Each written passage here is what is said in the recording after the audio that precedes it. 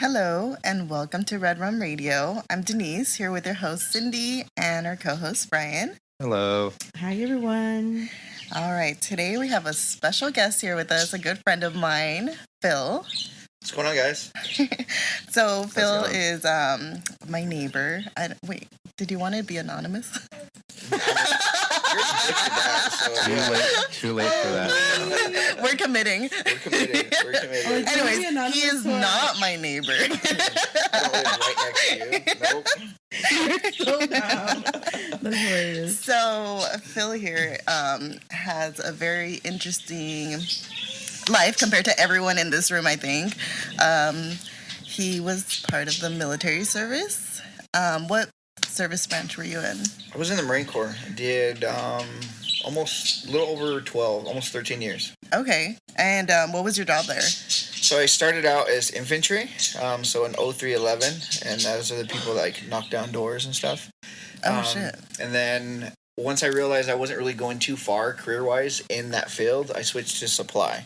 It just made more sense to actually have something on my resume to let people know that, like, other than, hey, I know how to track a person or know how to, break down doors. That just doesn't go too well on a resume compared to, like, supply industry where you can apply for multiple positions. Gotcha. Okay. Positions within the military or just like as outside? Everybody gets out of the military, no matter what way you look at it. Whether you do 20 years, 2 years, it doesn't matter. Once you get out, that's what I wanted. I want to be able to put something on my resume that I can actually correlate to into something in the real world. You know what I mean? Because like in the military, sure, like everybody wants to be a killer. Everybody wants to be Joe Badass, so to speak. And once you get out, like what am I going to really put on my resume? You know what I mean? So that's why I switched to supply, because I was like, hey, I can get so many other things that I can relate to in the real world rather than just, the typical Marine stuff. So what, do you have family in the military? My dad was in. He was in for like, I want to say not even a year. He was a Moncal. He was drinking a lot. He was fighting like the MPs and stuff. He actually ended up getting kicked out. Thank God it was honorable. Honorable or OTH, one of the two. And OTH stands for other than honorable. So it doesn't mean that like you necessarily got in trouble, but it wasn't like an honorable service. Does that make sense? Right. So different levels. Yeah, I was about to ask. There's different tiers to that, because I've heard the honorable discharge. Now I know other than honorable. You have OTH and then you have dishonorable. So what is the dishonorable? Like, what do you have to do? Because it seems like if you're drinking, it would be bad. So you're making the uniform look bad? Yeah. So like, dishonorable would be stuff like, I don't know, you beat the crap out of your spouse, or, you killed somebody, or like bigger crimes, stuff like that. Like, because when you get dishonorable, there goes everything. Like, when you go to the civilian sector, they ask what you got discharged as. Right. And, I mean, that's, like, you pretty much have a felony if you think about it. Because you have to get court-martialed first or yeah, most of the stuff you'll get court-martialed or NJP, depends on what level you're at, and it could be even higher than that. But then you have honorable, which is like somebody who served, didn't really get in trouble, minor stuff, and then you have OTH, which is like the stuff in between, like maybe a DUI, maybe a couple run-ins with misdemeanors. Yeah, misdemeanors. Like yeah, kind of like the civilian terms. Yeah. Okay. So like to almost put it in terms like that, misdemeanors would be more other than honorable, then felonies, stuff that heavier crimes would be that. Absolutely. Okay. Because it will follow you, and that's what they want. Right. So you were talking earlier about the jobs in it. When I was younger, I was looking into joining Air Force, and I know they do job placements like that. Do you want to go over a little bit how that goes? Because I know you have to do MEPS before you go to basic training, correct? Correct. So my story goes is I originally was going to be an MP. Okay. That's what I wanted to be. I barely made the height requirement by like 2 inches, so I was pretty excited about that. But like not as fluffy. Oh no, I missed out on Air Force because of weight requirement. I'm still 20 pounds overweight for Air Force. So wow. Yeah. And you lost weight.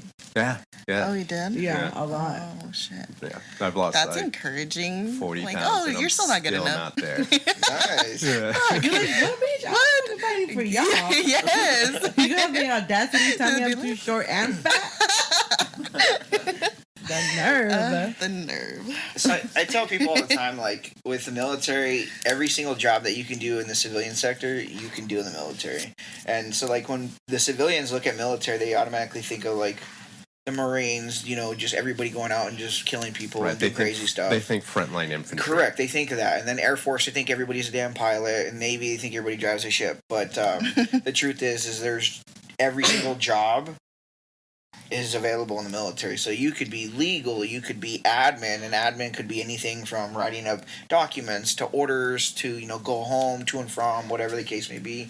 There's supply, and it's literally just like Walmart. You know, you take in product, you get it, you put it on your shelf, and then other companies will order it, and then they disperse it, you know? So every job you can think of is in the military. That's crazy. I didn't know that. I was like that when I was like, oh, it's just going to war and... Well, yeah, they have to have, like, their own little civilization there, like their city. Yeah, it's literally like its own... Like, I remember when we went to... I don't know if you went with us that one time we went to Oceanside with your cousin.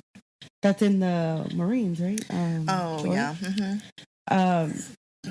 Yeah, it was literally like its own. They had their own like police or whatever. Yeah, like they have everything. Yeah. I mean, you can be an MP in there. You could be working in the jail system. You could be legal. Like they had like their own mechanics, store there that was run by them, and I was just like, that's so crazy. I think that was my first like inside look into that, and that's when I kind of like how you were talking about that.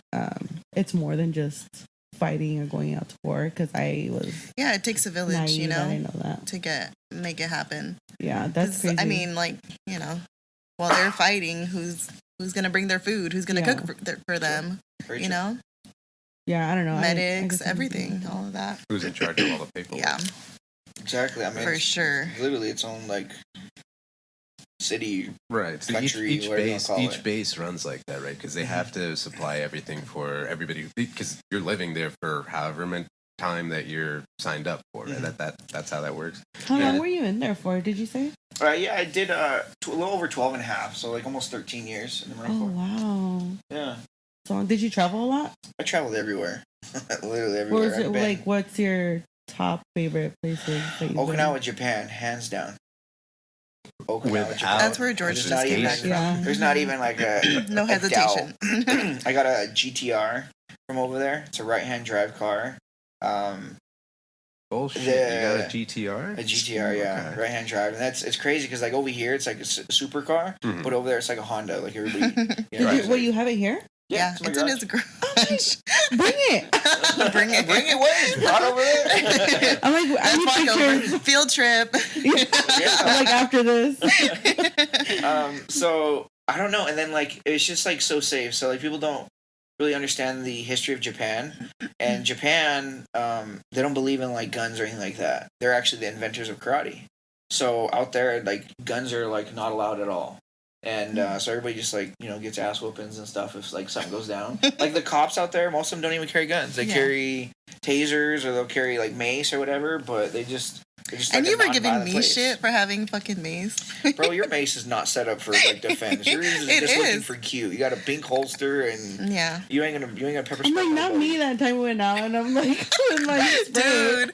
Oh my god. I'll keep her safe. So Cindy's very paranoid because of she's so involved with true crime. So any situation where we're just like it's questionable, she's like, we're gonna get killed. No, we cannot do this. We're gonna get killed. And I I'm don't know how like, to fight. I don't know how to spray mace. I'm like, can you run? You gotta be handy. So it's like I'm like here, you know where it's at, you know, just rip it off. And of we were there. drunk as fuck, so it's not like I was gonna get anywhere with that. I'm like, it would have shit. probably been way worse if she sprayed that shit On me, the on wrong myself. way. She's like, is this thing on? That's so Got crazy. herself. Yeah. So How- we've been when I those think trips. about or when I hear stuff like that about other countries, and then I think about America. America, I'm just like, what the fuck? we Like, were so messed up. I'll tell you that right now. So when I was out there, I was married, and like they absolutely take care of their women. Like it's amazing. Like over here, you have like people that pretend to be sleeping or whatever, just so they don't give up their chair. Over there, it's like complete opposite. They'll open doors for you. Like in a bus. They're really into kids too, and not in a bad way. They have their let me throw that out there. They have their own bathrooms for kids, and it's super cute. It's like everything's like miniature, and like the adult can like look over the stall. And they have their own little toilet, and very, very considerate people. Like they think about a lot of stuff. That's what I hear a lot of Asian countries. They have just a different sort of culture. They're very polite, very family oriented, very community oriented. How fun! It is. Yeah. I mean, the only place I know that I've seen like probably like a 6, maybe 7-year-old little girl by herself on the train, and nobody did anything. It was like, oh, have you she's guys going seen to that school, show on where she's Netflix? going. Where it's like the little kids are being sent to run errands, and they're like his age, like 2 years old. Where, in Japan? And yeah, in Japan, and they just sometimes they even put like a little like flag on them if they have to cross the road. But yes, that's what they do in Japan. They raise their hand like this and walk across the road. Yeah, like it. I mean, it's America one of could never. It's interesting, and then you have like cool stuff Why am out I there. here? Like they have vending machines that you can buy cigarettes in. They have vending machines that you can do hot and cold coffees, and it'll like warm it up right there. It spits it out. They have vending machines that you can get used panties from. I've heard that. Yeah. Yes. Great. Yeah. They have a picture. Wait. They have a picture of whoever wore it supposedly, and then the panties are in there. Did you ever buy any? I didn't. I wanted to buy one. You should have, just to like. Where you guys is gotta this a understand scam? where I spent my time in, it was Okinawa, Japan. Mm. So Okinawa, Japan's like Hawaii. They don't like to be considered American. They're islanders or Samoans. You know, they're Hawaiians. So Okinawa, Japan. If you know anything about history, they used to be called the Ryukyu Islands. So they're like indigenous island people, and then Japan was a big bully. They took over them, and then the main part that everybody knows Okinawa for is Japan was so selfish they didn't want the war to come to Okinawa, Japan. Sorry, to mainland Japan. So they actually brought the war to Okinawa. Yeah. So the Okinawans are actually pretty upset of mainland Japan people because they said, "Hey, you're Japanese now, and hey, we're gonna have a war on your island." So they really don't. They like to kind of like be separated. Right. But I mean, it's an island, so it's like going to Hawaii and expecting like the new iPhone 10 to be out there, like releasing, like, you know, it's just not gonna happen. It's a really small, easygoing island life. And with that being said, like a lot of like the cool stuff you see like on like TV and movies and stuff, it's just not out there. It's totally different. Right. So the Japan we see is mostly just Tokyo. Correct. Yeah. That's exactly like just the like when you city see vibes. Unless the you watch United Karate States, Kid. you either see California or you see Florida. You know, Or you never New see a movie about York, Montana. Or right, anything, exactly. You know? But Well, unless it's a Hallmark, unless you watch Yellowstone. or Yeah, it's a yeah. Hallmark movie. I know. I see why. It makes sense why that was one of your favorite places to be. I'm like just like sitting here like the life Yeah, that I would have over there. for sure. Just so easy, like yeah, it's just crazy to think that we have all these school shootings and all this shit here. I just think it's crazy that these other countries are able to do all these things, like let the kids go and do stuff by themselves, and we can't seem to get it together with these fucking shootings. I just saw this morning in Myrna Valley, one of the school districts posted that a kid in elementary school brought a weapon. I saw that. Elementary. Damn. I was like, what the? And then it said something about how the parent or the gun wasn't like safely put away at home, so that's why it was easily accessible. And yeah, it's just fucking sad. Like it's like that post that I put the other day that says when you realize the American dream is dead and you want to go back to the motherland. Yeah, to the motherland. Or to Japan. Now that we know about Japan, let's go back to Japan. Oh, Japan. Okay. Is it expensive to live out there? Stuff that I do know about Japan, they're very racist. They're very like only Japanese people can live in Japan. You can only come in here if you're like working and all that. Because during the COVID, they had the strictest restrictions. You can only go if you were part of a tour group, and you can go if you were like being watched by whoever was like in charge of your tour group. Well, that's why their COVID was cut in half, wasn't it? It was like It's the same over there. It's just that they were trying to stop outside outside infection rather than just handle what they had inside. Oh yeah. But they're very isolated and all that. They're like, to get citizenship there, I believe your parents and your parents have to have proof that they were Japanese. Like going back on to what Bryan was saying, how would you say that you were treated out there as an American in Japan? So I've experienced racism like maybe once out there. I do know what you had said about the portion as far as, I don't know about citizenship. I never really got into that. I know that there's a lot of military members that absolutely love it out there, and they'll get them what's called a souvenir, aka a spouse that lives out there.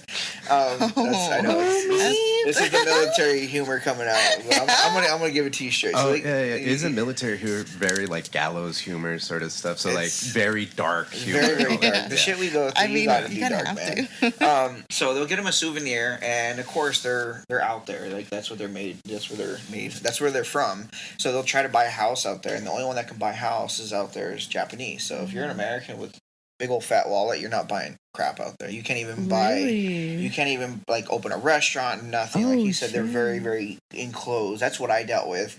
And the only time I ever dealt with racism, so to speak, was in Tokyo.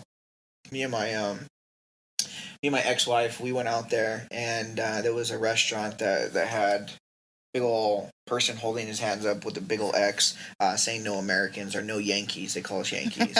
So that was like the first one. But go Mets. you gotta understand where I spent a lot of my time was Okinawa, Japan, and like I said, they're completely different than most Japanese people, and they understand that if the Americans left Okinawa, like their economy would crash. Right. Like if it's not for the drunk Marines and the crazy sailors out there buying up all their food and buying up their souvenirs, like they wouldn't make it out there on that island. Yeah. They're not. So if America decided to up and leave, yep, they would be screwed. Absolutely screwed. So they understand and they respect our dollar. And I'm not too good on history, but I know that there was a time, I don't know if it was a president or a big commander in the military, but I'm going with that, where they marked $1 or something like that to show. Patton.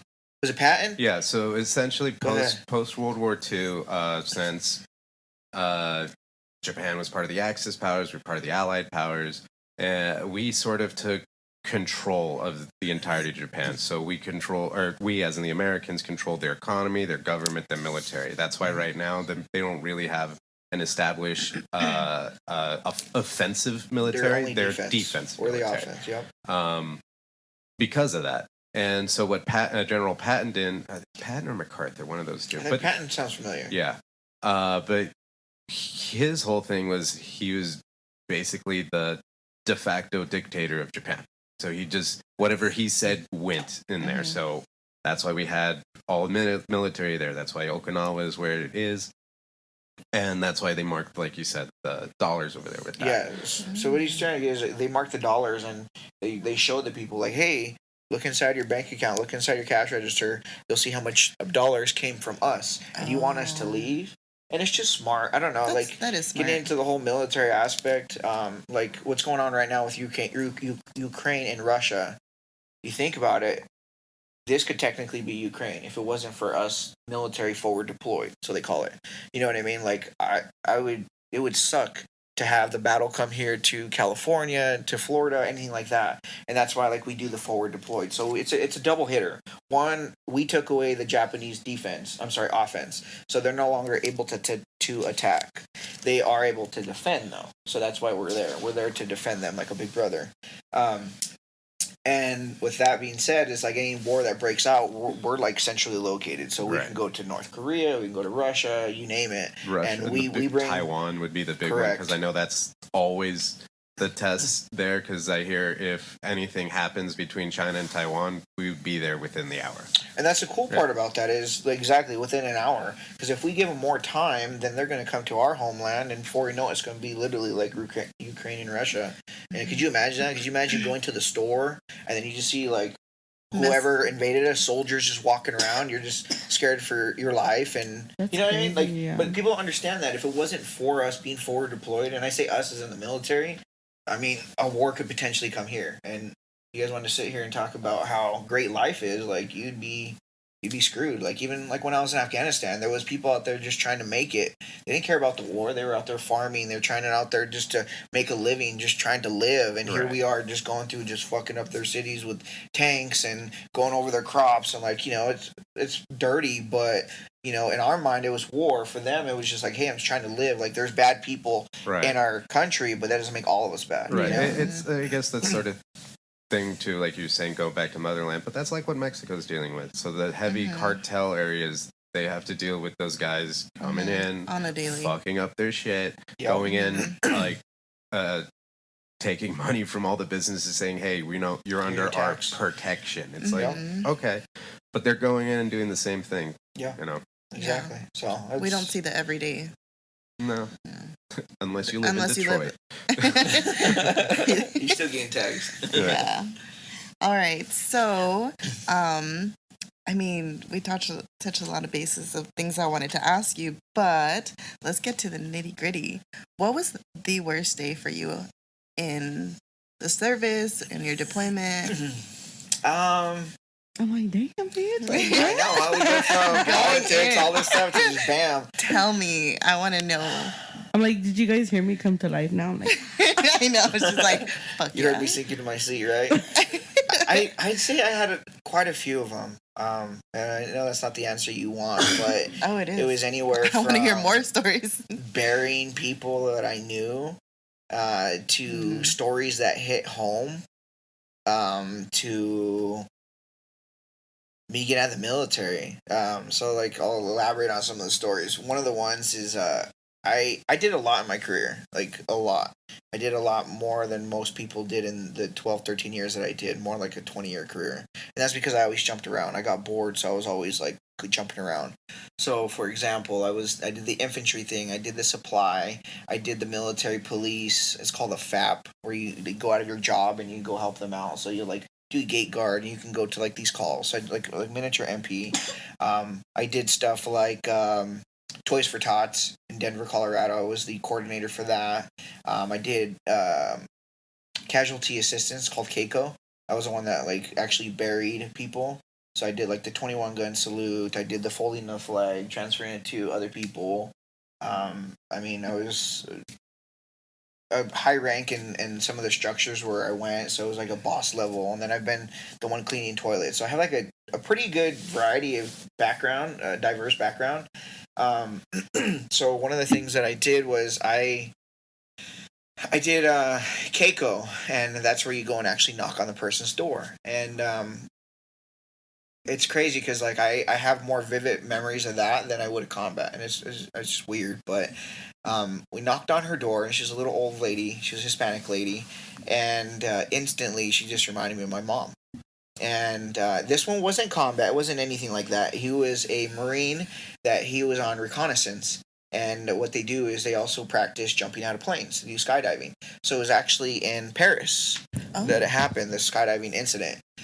His parachute didn't open. He ended up dying. And he was originally from Bloomington, Colorado. And so we got the call at like I think 3 o'clock in the morning, and we answered it, and we're like, hey, what's going on? They're like, hey, you have this amount of time, get your paperwork ready, here's the address, get your uniform ready, you're gonna go knock on that lady's door. So we did. We went up in the morning, we got our vans together, and we went and knocked on her door. Instantly she reminded me of my mom. Like the house already smelled like so warm, and like food just blaring out the windows. And our whole jobs were there to tell her the break of the news. So we broke her the news, and that wasn't the part that stood out with me. The part that stood out with me is we had to do what's called personal effects. So once everything kind of like cooled down, then the military went to that gentleman's room, the Marine's room, and he got all of his personal belongings, and then they shipped it back home to his mom. So that kind of like the Marine Corps cadence boxed me up and shipped me home. Like it's legit. So they boxed all of his stuff up. They went in there with the gloves and little boxes and stuff, and they got all of his stuff and they shipped it home. And we had to be there for the military representing to receive the items and give them to the mom. And we went there, and she was making like, I don't know, like I think it was pozole and tamales. And instantly we came over and we started unboxing stuff, and she like wanted to feed us like instantly. She's like, here, come on, eat and stuff. So we started eating, and then like right after she started unboxing the stuff like right in front of us, and some of it was like military stuff. So she like came over and she got like put the one of his hats that he had, his covers. She put it on top of my head, and she kind of like like repositioned it and was just like, here, like I want you to have it. And in that line of duty that you have, like you take any gifts and all gifts. Like you don't want to refuse something, especially from somebody grieving. For sure. And it just broke me like big time. Like I was like, I had to pull myself away, and I cried because I was like, that would be my mom. That would 100% be my mom, and it was crazy, because if I would have died out there in war, that would have been me on the opposite side. 100%. Like my mom, like she wasn't mad at the Marines. She wasn't mad at any of that. She was like, he did what he wanted to do. Yeah. And like I said, it wasn't during a time of war, but still, it's nobody expects a death, especially out of like skydiving and stuff, Yeah. So that's one. I'd say another one would be same thing during the funeral time. This gentleman, he was an E6 and he was part of Motor T. So it's one that does like the transportation of the military vehicles. And he pretty much got sent home, kind of like a hospice type thing, right? So he had cancer. And it was so bad that the military was just like, hey, you're still active duty, but we're going to send you home. And they gave him his life insurance early. So it's like 500,000, 200,000, whatever it is. They're already telling him like, hey. Correct. Getting him ready. So us as active duty, when he came home, we were there to greet him. So he was like, hey, dude, like I want to make sure my wife's set up. He went and bought his wife a car. He bought her a house. And they had a brand new child, the same age as mine, 3 years old. Oh, my God. And it hit really, really hard because like I sat there and I watched him, and he came back really healthy. And then the more I checked on him like every week, like, hey, man, Sergeant Senna, Marine Corps, like what else you need? Right. Skinnier. And then it hit hard. And I couldn't imagine being that person, knowing I'm going to die, and they're saying, hey, this is your death insurance. Yeah.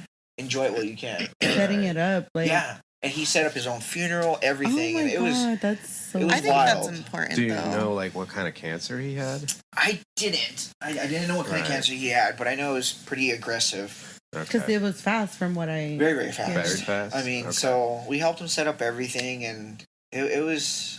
I don't know. It's just... Like I tell people all the time, it's one thing to take a life, like to see 2 bullets go in a person and they just drop. It does nothing for me. Hearing the screams, hearing the smell, or smelling the smells, and the visual is what does it. Yeah. Like I don't know. It's shooting a gun at somebody doesn't do anything. It's kind of like gives you a fucking hard on, if you will. It's as crazy as that sounds. Yeah. Like, I was telling Denise not that long ago. If you look at military people, they have a lot of stuff in common. Specifically, the people that are like front lines. They all have like these crazy muscle cars, or they have like these fast cars. Right, so that's where you get like Motorcycles. those memes of like the enlisted going in and they buy a Charger or whatever right at a basic. Right? So there's that, and then we're military is known for being dogs. As far as like women goes or whatever the opposite sex. And I was explaining a little bit to that, like how we're trying to think we're the best, and we're physically fit, so our endorphins are always going. But tying it back into my point, I had read something a long time ago. I can't even source where it was, but there's probably about 3 or 4 things in this whole world that'll give you a high, like killing somebody. And I know it sounds kind of twisted, like Jeffrey Dahmer status, but you get a high off of it. It's as crazy as it sounds. Like, legit a high. Like, you're breathing really heavy, like, I just took that dude's life. And you're, like, in shock because you're like, hey, that could have been me. But it wasn't. It wasn't, yeah. So you're like, but then you, like, it goes into, like, the effect of, like, damn, he had a kid and stuff. But then you're like, what are you doing? Like, you're in combat. Like, get back into what you can't be emotional. So you go through so much stuff. And if you look at it, that's why the 3 or 4 things that you can get from that high is also sex and then an adrenaline. So that's why, like, a lot of military will get, like, fast cars, and they're, like, skydiving. They're doing all these things because you're chasing that high constantly. Right. And our new level of excitement is gone up. For so sure. we're always trying to chase it. So do you think that would factor into how a lot of vets come back and they turn to drugs? Like, well, not all of them. I think but it's like, an escape. that I feel you like think a that lot is? of people escape That's just what it boils down to. Like I said, a lot of the stuff we talked about, but just reiterating it is like you go through so much shit day in day out. Like I brought you guys an MRE. That's our meal. We don't get crackers and cheese. We get bullshit stuff. Our adult Lunchables here, right? And you go. It's called the suck. Like you go through the suck. Like you're just fuck, dude. Like I don't know if I'm gonna make it today. Like like there's nothing. Dude, really you're to look literally forward living to. day by day. Yes. Like tomorrow is not promised, and I know that we should all live that way because it isn't promised for anyone. But you're literally putting yourself in danger at the edge of risk, and for a purpose. And obviously we thank you for that. Everyone living here is living comfortably because of those that are risking their lives to do that. But, it's like, it's hard to be like pointing fingers like, oh, that's why you do that. That's why you, it's like, fuck it. It's our coping mechanism. I think anyone that is a trauma survivor in any sense of, being sexually abused, they probably have their own way of dealing with trauma. People that come back from combat, all of these situations just put I think people are just like so easy to just like point fingers, I think. But I'd like to find out more about how people cope. I couldn't even tell you how I cope because when I came back, I was really into the gym, and that was like kind of like my outlet, and then cars, and then like when I got my divorce 3 years ago, I fell into like a pretty big depression, and you know how easy it would have been to just turn to alcohol or turn to some type of drugs, but it's just never been me. I've always like been past that. But when I had a surgery, so what took me out of the whole military was I had a surgery that went wrong. It was due to combat, but it wasn't a direct combat. Does that make sense? Yeah. So I obviously have all my legs and stuff, but it was due to the hiking out there, and then everything else from like like the blast explosion of like getting blown up, stuff like that. So like, you got blown all up together, yeah. Out of all those things that happened, it just kind of like took a toll on my body. So they came back. They're like, "Hey, we're gonna try to fix you," And it was like surgery after surgery after surgery, and finally the last one just took me out completely. Where I was just like, I can't do anymore. Like I can't. You've done surgery on my legs so many times. I can't run 3 to 15 miles like I used to. My back hurts. There's just so much. So I ended up getting medically retired because of all these injuries, but I was doing pretty good up until those surgeries. When I wasn't able to work out and I wasn't able to be a Marine anymore, I fell into like a really fucking slump. And it was never did I think about taking my life because I got 2 handsome young gentlemen that I'm raising, and they're like literally my joy. But like somebody told me like, "What do you do?" And I'm like, I don't know. I lost a piece of me. That's what I knew. I joined at 18 years old, and I was used to going out there doing combat. That was like all I knew, and cars, women, and traveling and all that. You take that away from me, and I couldn't work out no more. I literally got to find out like who I am now. So you joined at 18, served 12, so you were out by 30, 31.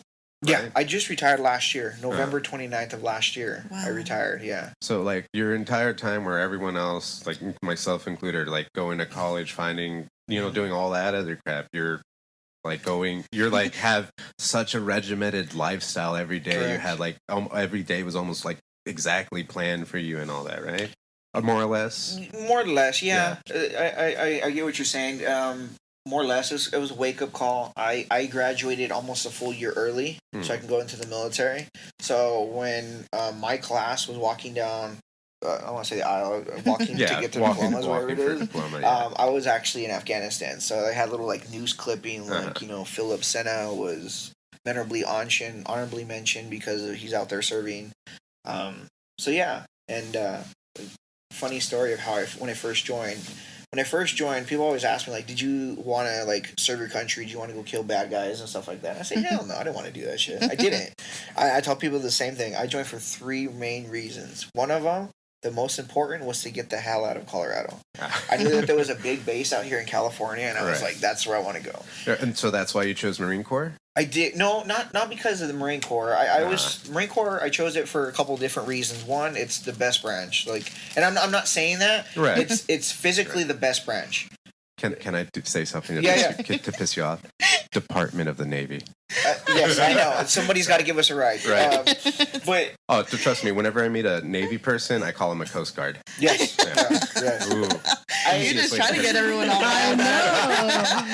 I'd Stir in the pot. I look at it this way. There's that, and then there's the Chair Force too. Right. That's the one I was going for. The I was Chair going Force. for Chair Force. And everybody's got their like vision of people, right? So like the Air Force, they're known as smart people, and it's true. There's a lot of people that get out and very successful doctors, stuff like that.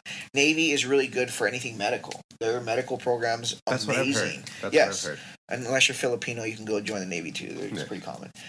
The Army and Marines are kind of like, I feel like we're kind of hand in hand. We're both known for being dumb. The Army's known for being fat. Yeah.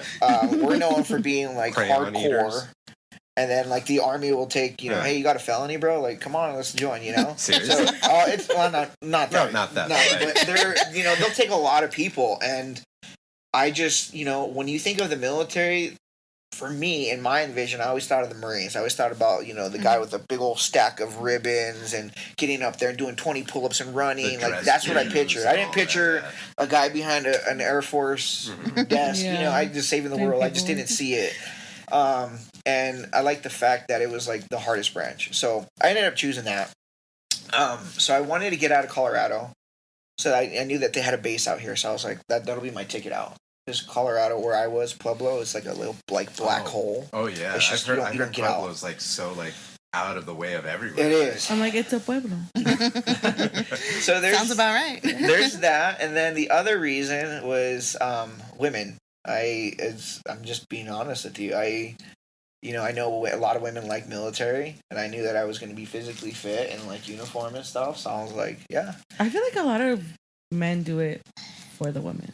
I'm being honest. I'm not sitting here giving you some bullshit. That's literally why I joined. And then my third reason was college, but I never did college. It's so funny. Like, it's so funny that's one of your reasons. It's true. Like, it is the truth. You see military men, and they're physically fit. They have a uniform that's tailored to their chest, their arms, and you can't get much more manlier than going to combat. Like, you really can't. Can't relate. I like tampons. You know what I mean? I know. I'm like, I can't relate. We offer TRICARE, good health insurance. It's like every time you meet a military person, they just want to get married. At least when I used to date, I'm like, I avoid military people because I'm not trying to get married anytime soon. Yeah. Oh, you said you didn't fuck with military people? I didn't because I was like, I did. But I didn't. Like, I tried it, and then every time it was like, they're trying to get married. And I'm like, fuck that. I don't know. The girls I've met that have been military, they're not the same like that. They just want to. Yeah. I mean, they just want to do one thing. Yeah. They're here for it. I can give you that side because when I joined, I wasn't married, obviously. So 2 reasons why like marriage is a big thing for the military. One of them is the pay. Yeah, you get paid more. You get paid double, almost triple what you pay.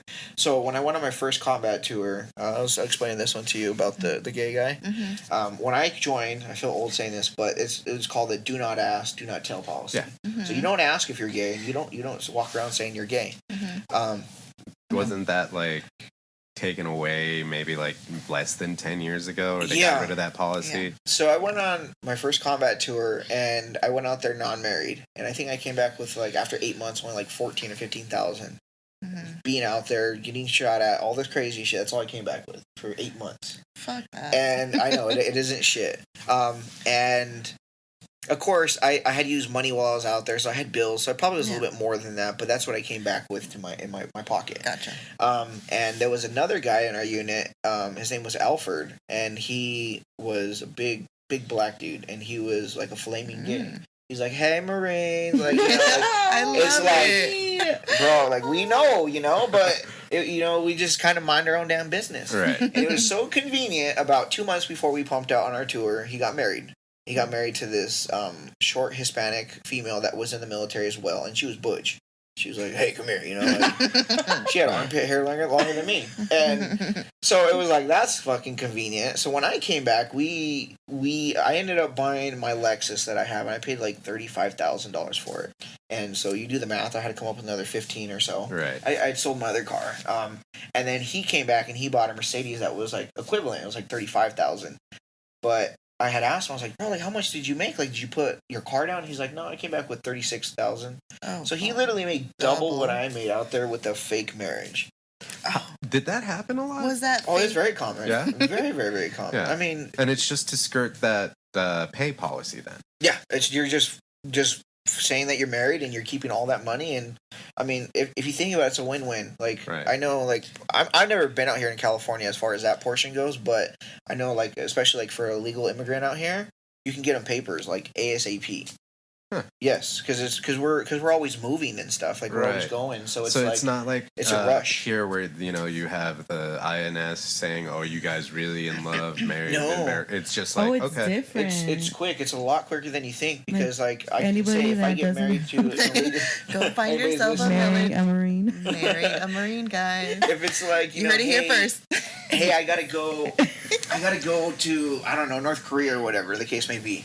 They need to be able to do everything that you can do, your power of attorney, and in order to do that, you got to be a citizen. So they're out there getting contracts for houses or doing all this stuff, and that's why it's like a kind of like a rush thing for Right. them. But And then why, I mean, and at the same time, it's like, why would they not fucking do that shit? yeah, so it's like a win-win. So Purple Hearts, have you guys seen it?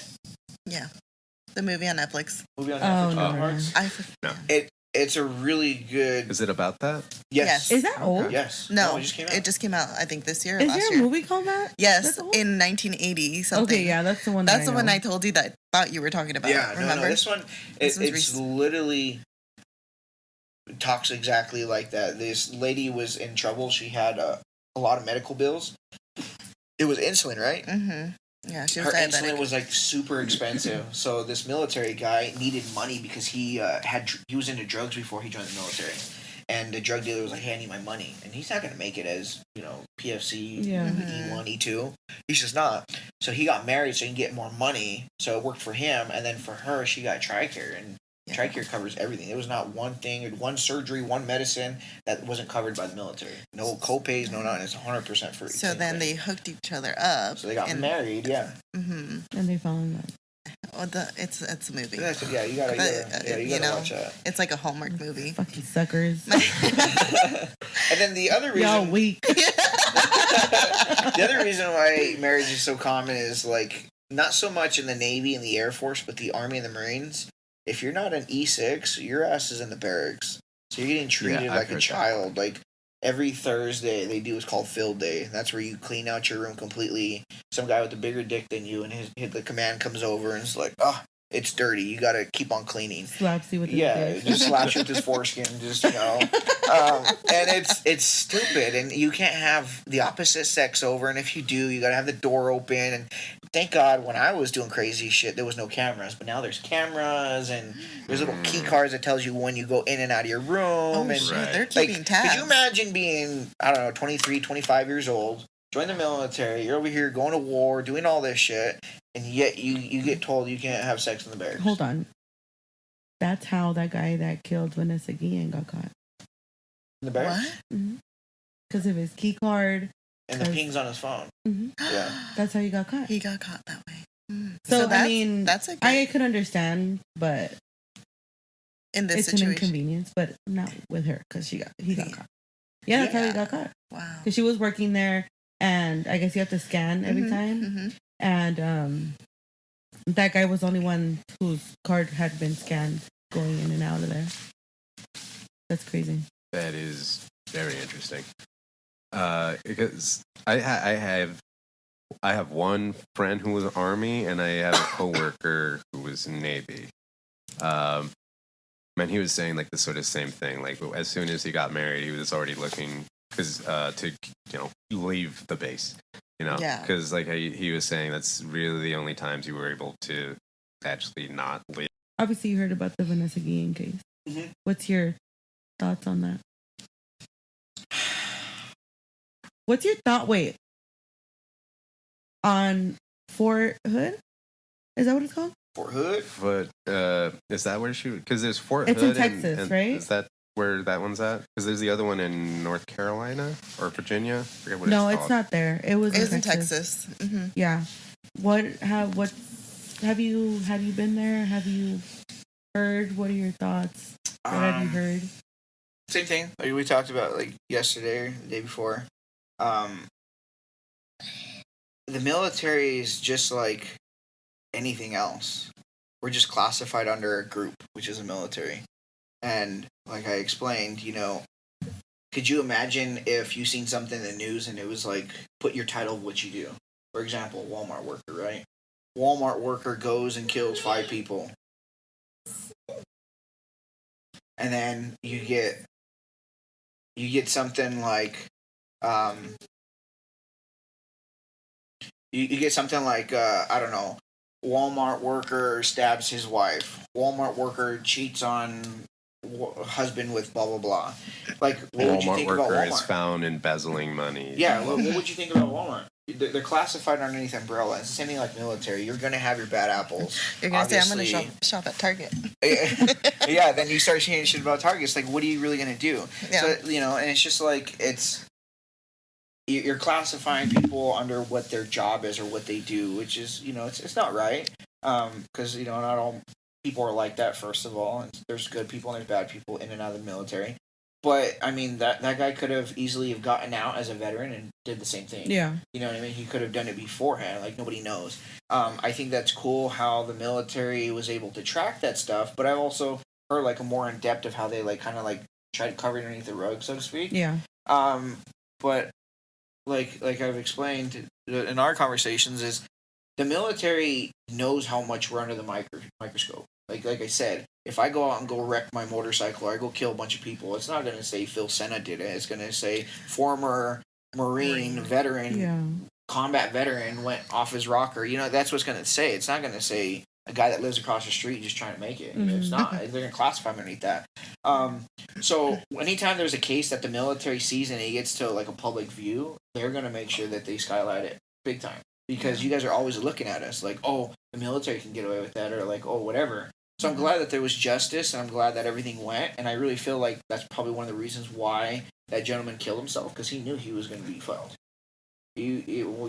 Not just by him, by so many other people. Like, that's why he decided to take his life, because he knew what was coming. It's going to be hell. It's not, because he wouldn't have a life after military, right? He wouldn't have a life. He would bring discredit. Like, there's so much stuff that people don't understand as far as like not civilians. That it's just like, I feel like that's one of the reasons why he knew what was coming. A bunch of shit. And I feel like a lot of people are just like, oh, he was a coward. He took his own life. He didn't. But it's like you said, they don't know what you guys deal with. And the fact that he chose that over everything, not just literally everything, cowarding away from what he did. It was just his family. Yeah. And it the could military, be all that. It could be flipped. I mean, there's people that kill themselves every single day. And it's like, if you peel back the onion on some of them, some problems for the person that killed himself were like level 10. For us, that's like, bro, you just lost your job. Go get another one. But it's all about how you perceive it. And like I said, so you have like the civilian thoughts of like, man, like I'm going to get in trouble. But then you also have like what really goes on with the military. Like, he'd be in the brig. He'd get treated like shit. There's so much. He'd get dishonorable discharge. And I know that's like not end of the world, but he's also thinking of the military consequences. So to call somebody a coward for going out like that, I don't consider that, because like, if you want to call it that, there's cowards out there every day that just commit. They have friends and family that love them, kids and stuff like that, and they still do it, and they don't have the military presence behind them. So it's called double jeopardy. You not only it's like get two fucked, different worlds that you're getting fucked with. You not only get fucked by the civilian, but you're gonna get fucked by the military. Yeah. And they're crazy. Like, the military will still pay you, but it's gonna be like, I don't know, it's like $100 or something like that. Like, you're getting. And you're still considered active duty till you finish out your tour. Then could you imagine having a dependa, a wife that depends on you, and she's just like sitting in her little house thinking everything's all cool, and you're over there rotting in jail and you're getting shit, and then she has to figure out what she's doing. So there's a lot more to it than just what meets the eye. Yeah. But I mean, was it wrong? Absolutely. Was he caught? Sure. Was justice served? Yeah. What did we say last time? It's like, you understand, but it doesn't justify what he did. Absolutely. Yeah. But once again, would this story be such a big thing if it was a Walmart worker? Would it be? Because it's military. Everybody has eyes on it. If Jessica was back there stalking the back room and her manager came over and was just like, hey, I'm gonna sexually assault you, whatever, I'm gonna murder your body, it would be Jessica died. It's not gonna be Walmart Supercenter employee killed. It's not. So we're going underneath that blanket of you have a point. he was military. Yeah, so for sure. you know. And of course, we're supposed to be the elite. We're supposed to know better. We're doing all these training and stuff, so it even makes even more of an eyesore because we have a lot of training. You know, we have a lot of experience of like what to do, what not to do. If it wasn't for that title, it would have been what guy that killed so and so, and his girlfriend was involved in it. Like what they wanted in murder cases. They don't really list where you work, unless you're like, oh, it's a university professor, like some big titles, or they work together. Yeah, I feel like that has. Hell no, you've never heard of that. Two Panera bread workers murder each other. Like, Panera could never. Come on, let's be real. It's these big Panera organizations. and Chick-fil-A could never do no harm. Chick-fil-A murders a cow. Come on, let's be real. Murders a cow. Oh yeah, you didn't know that even the chicken vegans from go to Chick-fil-A is actually cow? I love it. But you're classifying stuff, and I mean that's just the way that the media does it, and that's why, like I said, is it true that most military men are like horny, crazy dudes that want money and stuff? Sure, there's a lot of them, but I mean, how many guys are out there that in the oil rig or stuff like that want the same thing? It's just classified underneath an umbrella. Right. I think this case of Vanessa Guillen is one of the, I don't want to say only ones, but few that actually focused on the victim. But then, like he said, we don't know as civilians what they have to go through with their military life and their consequences with them. So I like that you brought that up and you talked about that a little bit, because I would have never, to me as just a regular person, I've been like, he's a POS. And it's like straight up, but hearing it from somebody that's been in, it's the different perspective, and I almost appreciated it. Yeah. And it's like I said, it's called double jeopardy. If you look it up, you're pretty much getting in trouble twice. So yeah, that's what it for is. sure. So you not only have to serve your... So double jeopardy isn't worth double the money? No. You get double the trouble. That's what it is. Do you get, when something like that happens, you're in trouble like that, does the Marines have like their own court system thing? Yes, and that's what I'm explaining is everything that the civilian sector does, you get punished through the military as well. Oh, so it is? Yeah. Oh, shit. So not only is he going to serve time in the military brig, he's going to get his rank, his pay, everything taken away, and, military trouble and dishonorable and all that. But then once he's done, he's also got to deal with the civilian sector. Oh, fuck. I did not know that. It's not like what you think. It's not like, oh, it's the military. It's a murder. Let's go ahead and get him back on the streets. And, no, it's you get in trouble with them. You get in trouble with the law as well. So it's legitimately double jeopardy. That's the that's the only time that you can have it happen. So I looked up double jeopardy just so we have it out there, because I'm assuming a lot of people don't really know what that means. And it just means that it prohibits anyone from being prosecuted from the. Sorry, I'm like, I hope twice substantially for the same crime. Yep. Which is against the Constitution. It's in the Fifth Amendment. But I guess since the military really is almost its own. Yeah, it's like tribal. Yeah, it's its got their own laws. They got their own everything. Yeah. And and if you think about it, like. I don't know, some of like the small misdemeanor stuff, that's why the military takes it in-house rather than going to out there and like but like a DUI, for example, prime example, DUI, you'll have to pay the fine, you'll have to go to court, you'll have to do all that stuff in the civilian sector, but then guess what? Military says, hey, you messed up, buddy. Now we're going to take rank, we're going to take pay, we're going to put you in the barracks, you're going to be on restriction, so tell me that's not double jeopardy. It is. That's what I'm saying. Like, when you guys talk about this murder, you guys are like, oh, well, not you guys, but they're classifying as like what you had said. Like, some people say it's a coward. No, hell no. If you had to deal with the shit we had to deal with, like I said, prime example, that DUI. Could you imagine? So you're working at Walmart, you get a DUI. Do they care? Absolutely not. Hey, Craig, can you make it tomorrow? Yeah, Uber, whatever. You go into the military, now they're going to be messing with your pay. They're going to be messing with your rank. Your rank's everything in the military. You're at the bottom. You're cleaning toilets. You're bottom of the barrel. You get the shittiest jobs. You're not getting paid for anything. Like, it's crappy. So if you're a Walmart worker and you're like a big, general manager, whatever the case may be, and then it's like, oh, you got a DUI. Let's go ahead and push you down to a stock boy now, and oh, we're gonna cut your pay. You're making $4,000 now. You're gonna make $1,200. Oh, and by the way, when you think you're going home to your wife and your kids, you're gonna be staying here in the stock room because you're under restriction. Like that's what we deal with. Holy It's not shit. all Talk sunshine about and being rainbows. grounded. Yeah. Fuck. Man. And they have stuff as far as like check-ins, like. You're a grown man and you're living in the barracks and you got in trouble. You have to check in like every 2 hours. Yeah, Drug there's tests, people you name it, everything. like, if they do get a DUI out here, living their best life. Mm-hmm. Living their fucking best Not life. us. Not us. We get double the trouble pretty much. This like really opened our eyes into like the military world that nobody sees. We just were so quick to point fingers and be like, oh, that fool probably went through some shit. That's why he like killed all these people or murdered some. I don't know. Yeah, it's a good insight into.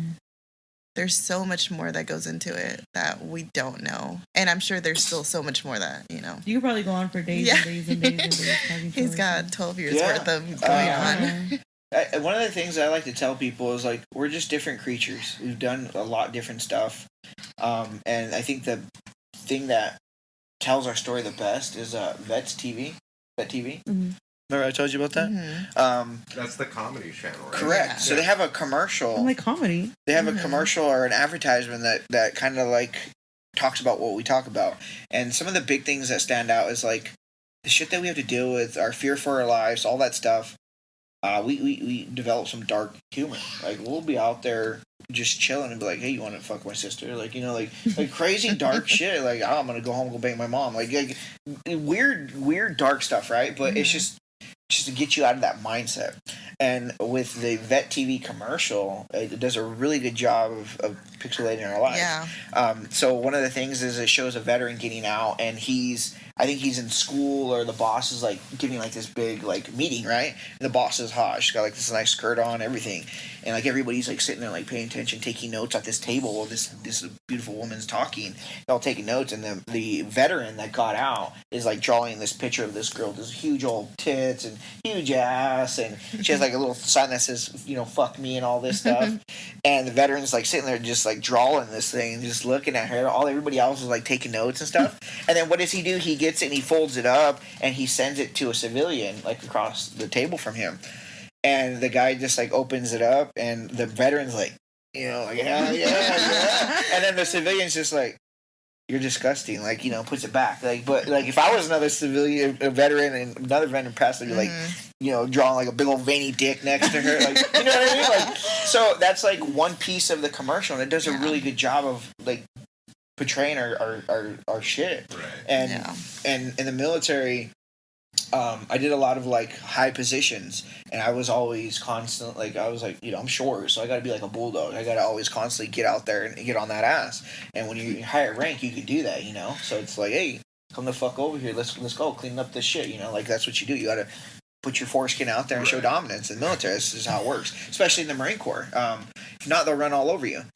So the other part that I'm talking about is. My friends would always tell me, they're like, Phil, like you're always like out there, bro. Like you're gonna be able to turn off the military when you get out. And I'm like, yeah, I think so. They're like, nah, dude, you're gonna be the type to be like working at like a lunch line, like working at a school. And like managing the cafeteria for like the school lunches, and like get super mad at like somebody for not wearing their fucking hairnet. They're like, "What the fuck, Jamie? Where the fuck's your hairnet at?" And like me not being able to turn off my aggressiveness. Turn the way it to RL, or and I got to do it like the right way. I was like the The right way.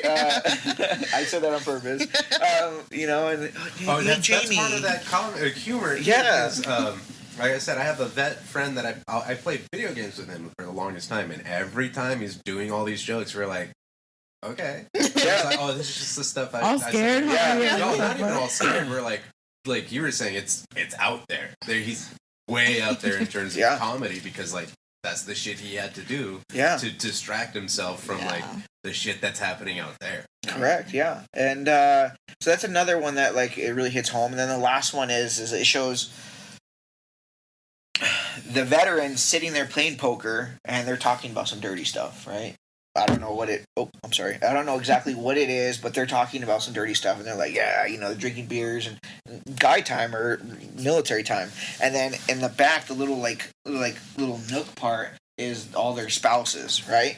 And they're sitting there, and all the spouses like sitting there, like fixing plates and stuff, and they're looking at like the veterans, and they're like, they don't understand their humor. Like they're laughing and they're saying something dirty. It doesn't. It just the picture, the image shows that they're having like a military time, like talking about shit that I could throw acronyms about what's going on. You guys would be like, what's SMEAC? What's McPeepee? You don't know any of these things. You're just kind of like, what? So that was their puzzled face. They're just like, I don't understand these guys, and it's true because a lot of us come back from military or war combat or just serving in general, and we're programmed a little differently, and for someone to understand that it's different, and that's why I feel like some people really don't open up about like combat stories or open up about stuff that we do because it's just not the same. It's for sure. It's different, and talking about like PTSD and traumatic experiences, like I told Denise before, I have it. It's not as bad as some people, but it's more aggressive than others, and best way I can explain it is I don't want it. I don't want to wake up with nightmares. I don't want to do any of that stuff. And people don't understand like the stuff I've done. And I can sit here and tell you, but you won't understand it until I make it more relatable to you. So it's like somebody who's got sexually assaulted or raped. Did they want that? Absolutely not. They didn't. Nobody, I don't care what anybody says. If they wore like a cute little skirt or whatever, it doesn't mean you want to get raped. It doesn't mean any of that shit. And, getting into like the weeds, like it's a traumatic experience, part of like the PTSD. And you can go two ways. I could be a veteran that stays in my house and not go anywhere, and I do Instacart and fuck all my neighbors, and I don't want to be around people because I think you're going to kill me and stuff like that. Which there are a lot of people out there like that. Right. Or I could be the one that's coming over here being social and trying to like, portray a better image of the veterans, deal with my demons, and do what I gotta do to move and live every single day and show my children like I'm a normal person. And the same thing with somebody who got sexually assaulted or raped. They could be like, hey, I hate men or women, or insert whatever the person was, right. And they could be like, I hate all men, they're all fucking slums, sleazy, whatever the case may be. They can say all that. But there's people out there that understand like, hey, it was an accident. It was an accident, and they're trying to like, just trying to better themselves and be like, hey, that was that one person or whatever, deal with their demons and move on like a normal person. Yeah. So I mean, that's just the best way I can explain like the PTSD. I didn't fucking ask for that. Well, right. You joined the military. Yeah, I joined the military, but I didn't think I was gonna be taking lives. I didn't think I was gonna be seeing the shit that I seen. Mm-hmm. Same thing like, hey, you wore that. You must have wanted attention. You must have wanted it. No, I wore it because it did something for me, not for somebody else. Mm-hmm. Just different ways of looking at it, I guess. I like doing episodes like this where people tell their stories because like Dena was saying, nobody really, it's like an insight into your world, Everybody's got their own story. Yeah, everybody has their own story, and it's a kind of an eye-opener. Well, to me it was, because I never really talked to anybody. I could tell. Yeah, so I'm just kidding. I'm just listening. Is it your first time talking or what? I'm just listening. That's what and taking everything in. So, I appreciate you being here with us and sharing your story. Since we are a true crime paranormal podcast, we're supposed to be anyway. Generally. Yeah. I wanted to ask you if you had any, kind of bringing it back to that, if you had any experiences with the paranormal. Okinawa, Japan. Yeah. I will go back to that time and time again. That they have a lot of history with that. Right, no, but I've heard lots of weird stories. In Afghanistan, like weird lights that you would see in the distance when there's no farmers, there's nobody supposed to live out there, and it's just lights. Shit like that. So I'm gonna go to you because you look like you know about the history and all that. Bring about the dollar bill stuff. The Okinawa War, the Battle of I'm like rude. Okay. All right, I guess we'll walk out. Going back to the Battle of Okinawa, like it was just a bloody, bloody war. Like, I don't have the numbers. I'm not gonna even take a jab, but it was literally that's where like Bunker Hill, all those came from, and then the movie about Jack Dawson. Is it Jack Dawson or the Unbreakable? Is that the one? I don't know. It's Yeah. the corpsman that didn't want to shoot anybody. Yeah. Oh, yeah. Is it that one? No, it's not that one. But I know which one you're. That movie was good. So I think it's called like Hamburger Hill or Bunker Hill, and it's this hill. It's a big advantage point to the military, of like, you know, who's coming on, because like the Okinawa is like a really odd shaped island, and certain points of it you can see both left and right, like the ocean. So if you're getting flanked or you're getting whatever case, you can see it. And it was a big part of the war that whoever had that had more of an advantage than the others. And in the movie, it shows people just climbing up this wall and just getting slaughtered by heavy artillery. You got heavy guns, 240. I can do all this military talk all day, but they're getting shot at. And so many people just died there. It was a bloody war. Like, you know, you go over your buddy, you climb over him, and just get mowed down. And then the next wave comes, because that's how big of a fighting point it was. And the Japanese, they fought really dirty. They would hide in holes and, you know, inside of like middle of caves. They do some crazy shit. And I mean, shit, I would too. You know, it's life or death. For sure. But anyway, it's their life or your life. So you have a big murder scene of stuff going on there. On top of that, the Japanese people, they bury people wherever they see fit. Like, it was not uncommon to be driving down the road and you see like 3 or 4, like, I don't know what the proper term is. It was like a burial site. Like, it was like a big old like tomb looking thing, and then a burial mound. I think. Yeah, like it would like be a like mass kind of grave. like, yeah. They don't have like cemeteries. They're just all over the place. Like where I lived, right next to me, it was like a whole family that was buried like right next to me. So that place is just crawling with crazy stuff. So when I was down there, they had this place called Suicide Cliff. And it's pretty much where the military, the Army and the Marines, we came in and we attacked from the side, we attacked from the top. And so all the people of Okinawa, excuse me, and the soldiers got pushed south. And the actual mainland Japanese people came over and talked to the Okinawa people. And they were like, hey, if you get caught by the military, they're going to do some really dirty stuff to you. Like, they're going to, you know, cut off your balls. They're going to, you know, torture you and your family. They put this, like, bad word in. And, like, you know, kind of like the kamikaze, the theory of it, like, hey, I'm going to go down and die honorably. That's why they're able to crash into shit and, like, no remorse. That's what that story of the one Japanese soldier who was on an island didn't know that the war was over. Yeah. Yeah, so, you know, they have so much pride of, like, dying for their country and stuff, that they said, like, hey, if you get captured, it's better to kill yourself rather than be tortured and stuff by the Americans, which is not the case. We were there to fight the bad guys and bad guys only. Like I said earlier, it's like, you know, if the war came out here, you're not a bad guy, but there could be 20 other military guys with weapons. It doesn't mean that they should kill you because you've done nothing wrong. So anyway, there's this, we funneled them on accident. We were fighting the bad guys, but the civilians there too were scared, so they got funneled toward the very bottom of the Okinawa Island.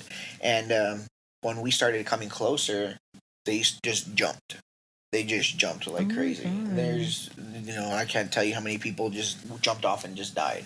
It would be a better thing for them to die like that honorably than for us to torture them. So I went there, and it's just an eerie feeling. There's videos on YouTube where this guy is like recording this other guy at that cliff, and he pulls over just a little bit, and you can see like a ghost figure just falling. Oh shit! It's if you look it up on the internet, you'll see. Just did you pull it up? I can't. Oh yeah. So it's crazy. And another big one is one of our bases that we had. It was so haunted that they had to shut down that gate because they kept on saying that there was an old Japanese soldier that would come in the middle of the night and ask for a light.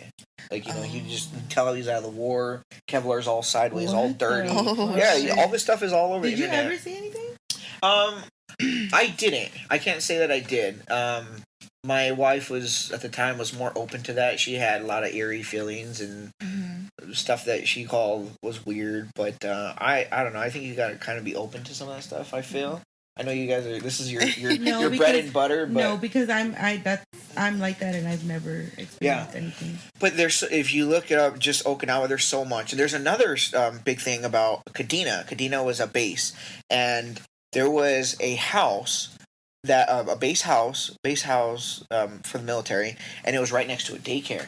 And they say that children are more open to like spirits and stuff, right?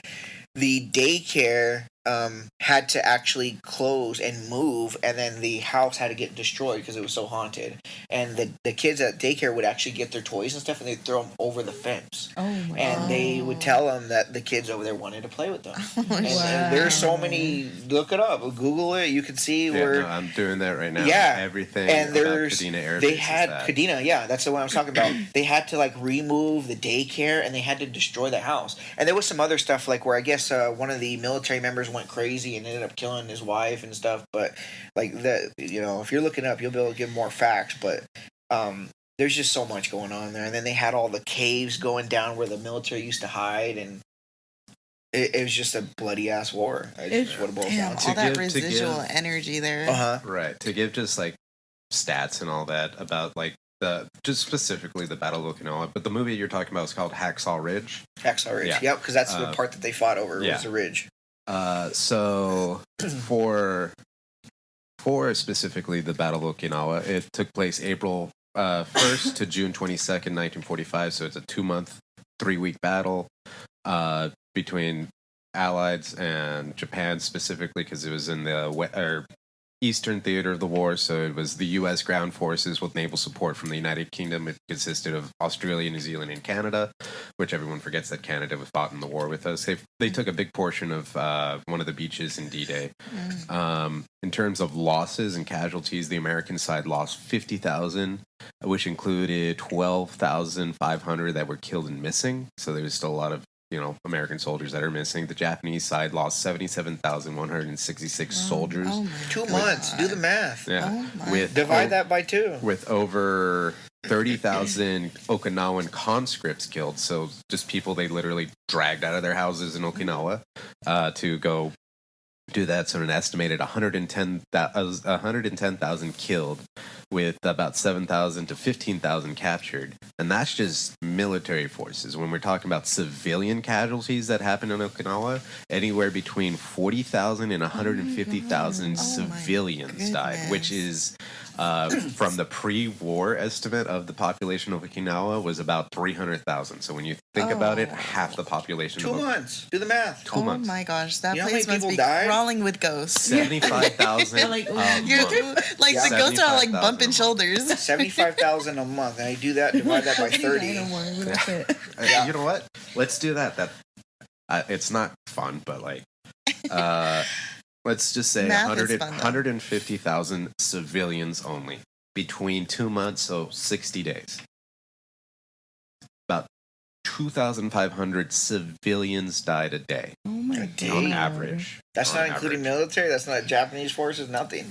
So what I'm getting at is that island's pretty damn haunted. And there's another thing you can be googling as well is about the haunted hotel. When I was there, we were able to still kind of like go on the grounds, but now they put like a big fence around it. And you can probably get some of the facts on this, but the nutshell is look up Okinawa haunted hotel. From what I've looked up myself, and like I said, this has been a while since I've talked about this, but it was this rich guy from mainland Japan that came over to Okinawa, and he wanted to build this big resort. Big resort. He wanted to build it on top of the mountain, which is one of those like bunker hill that we had, where a lot of lives got lost. And the locals said no. There was a lot of graves out there due to the war, and there was also a lot of graves due to civilians that had passed on the island. And he said, no, I don't care. He's like, I got the money, so he flexed. And he ended up trying to build this big resort thing. And I want to say it went through like 3 or 4 different contractors, and everybody just quit. Like, something happened where a big old slab of concrete ended up falling on this guy. He ended up dying. And then, like, there was just a bunch of, like, random mishaps. Yeah, incidences that happened. And finally, the owner had stated that he was like, you guys think this place is, like, haunted, but it's not. So he went out there and stood the night, and then apparently the next day he checked into a mental ward. Do you have pictures of it? Yeah, so I'll just name the name of it right now. It is in Okinawa, the Takahara or the Kogen Hotel, the Royal Hotel. And you were right. So he was basically trying to take an advantage of the sort of just economics of there. They were just telling people, please build here, please like try to get people back to the island. We need money. So what happened is that he was given multiple warnings by the Buddhist monks around there not to build because there was a nearby temple. And it was a site of numerous graves and sacred sites. And he just completely said, oh, fuck that. I'm going to build on here. This is good land. And obviously, whenever somebody gives you that warning of, hey, there's a temple over here, it's a religious site, please don't build anything here. Like, obviously, things are going to go wrong. Yeah. To the point where it just was completely abandoned. He tried to prove, so this is the one you were talking about, it was a businessman tried to prove that it wasn't cursed. He spent the whole night in an unfinished hotel, and he went, not only did he check into a mental asylum, he disappeared. Did he? Yeah. I know that, like I said, just what I remember, but... People He disappeared, and it's completely empty now, overgrown with vegetation, and as of 2020, it was completely destroyed. So it was never finished? Nope. Yeah, because it's not even walls or anything. Yeah, they didn't even get past that point. You went there?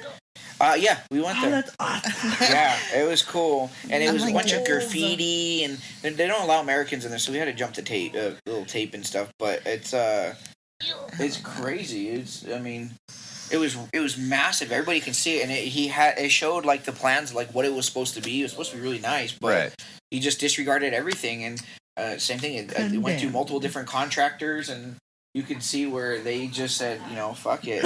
And I left in 2019. So when you say 2020, I think that's when, because people were going out there trying to do documentaries, and people were trying to go out there and do photo shoots and all this stuff, and they just said, no, we're gonna tear it down. Yep. Wait, they tore it down? They tore it down in 2020. Yep, right after. Why? Because of that. Because it was so haunted. People and, like you that want to go out there and go mess with spirits and shit. So you know that there's that abandoned hotel or abandoned hospital in LA. They always have the issues with it that so many people are trespassing into it. Yeah. And since it's an abandoned hospital, they just legitimately left all the shit. Oh my god! But do you know how much money they could have fucking made? Let's go. I would have gave all my money to go. Let's go. The suicide forest is in. It's on mainland. Oh, okay. Did you guys? That's different. Did you ever go there? Didn't. I went mainly for personal pleasure. I went. There was a lot of car stuff going on out there in mainland, like drift events and stuff. I did want to go to it, but. Would you have walked into it? What do you mean? Into the forest? Into the forest. Hell yeah. I don't believe that. I don't know. I don't know. You forget he's a military guy. Of course he's gonna go in there. I would have definitely went just to do it. Well, fucking one of the Logan Paul guys win, Oh, fuck that motherfucker. And he found the body. Yeah. That's a professional wrestler or boxer you're talking about, all right? Take it easy. Dude, that shit was so grimy. I couldn't even believe that. So professional, he pays his opponents to if he's got money, let the white boy do his thing. I honestly... I would walk into the forest. I would, yes. I would. Yeah, I would definitely would. Yeah. I always tell my dad's always like, "Oh, stop fucking talking about that shit. That's all you talk about. You're gonna." I know. You're gonna invite. I'm like, people, I think I'm more afraid of the living than the dead. That's 100% true. My mom's like, "Si lo vas a buscar, lo vas a encontrar." Yep. English. If you're gonna go look for it, you're gonna go find it. Oh. If you're gonna look for it, it'll find you. No, and you're gonna find it. Yeah, that's what my dad always tells me, and I'm just like, well, nothing's happened yet. That's what I say, and I've done a Ouija board, so. Oh, you have? Oh, hell no! You better get the fuck up out of here. Leave all your shit and just leave. We'll talk about that later. Did you guys hear about how you're not supposed to have a welcome mat on? Yeah. Wait, didn't I send you that? I don't know. Welcome did mat you? Where? In your house? Yeah, because it invites everything in. No, you got to do like my mom. Like I was telling you about the crosses. Remember? Yeah. So this goes into me being Hispanic, but so whitewashed. My mom, whenever we get a new car, she hangs a little red ribbon on top of her, inside the car.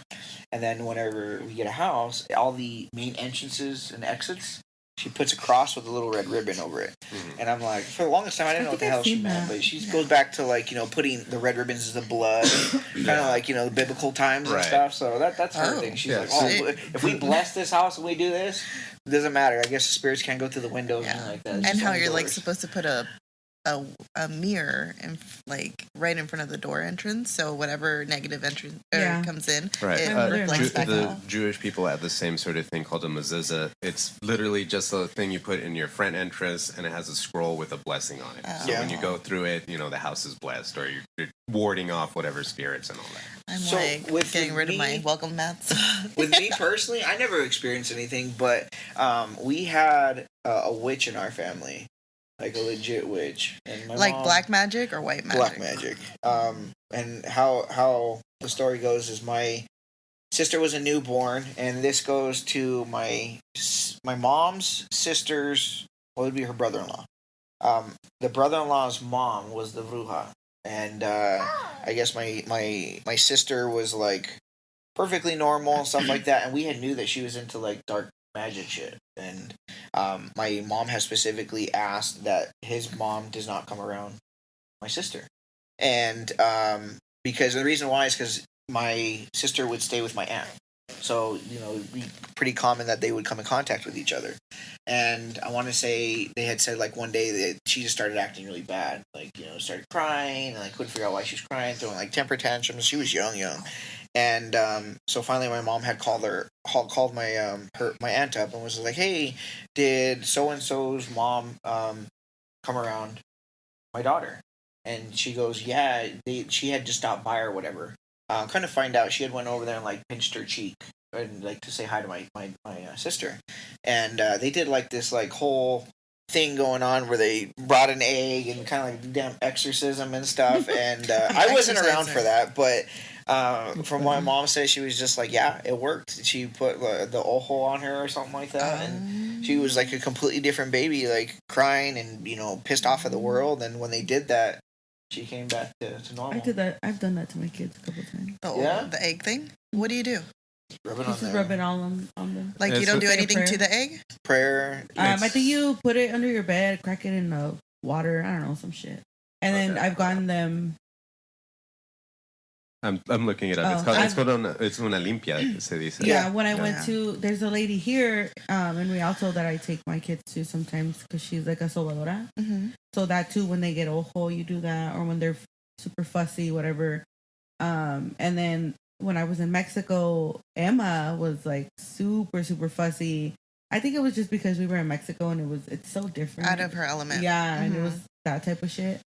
But same thing, there was a lady out there that did all that stuff, and we took her there, and she was fine. Yeah.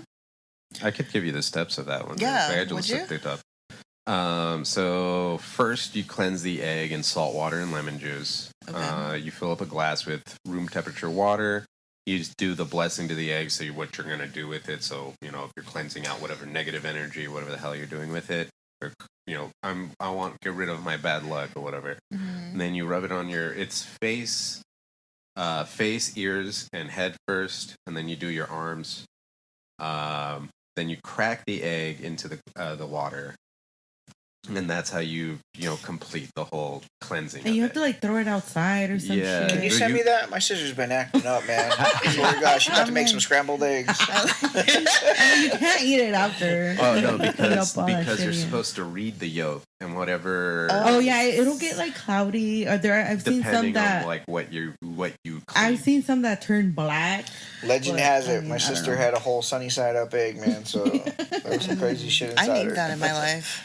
Yeah, You need a dozen. You could try and put it. Dude, low key, like I've been thinking, like aparte that I need to go to church because, yeah, all this talk and all this shit that I look into that's like taking over my life, literally. I just feel like I need if some I were to go to positivity. church, I need to go somewhere where I could understand what the priest is saying.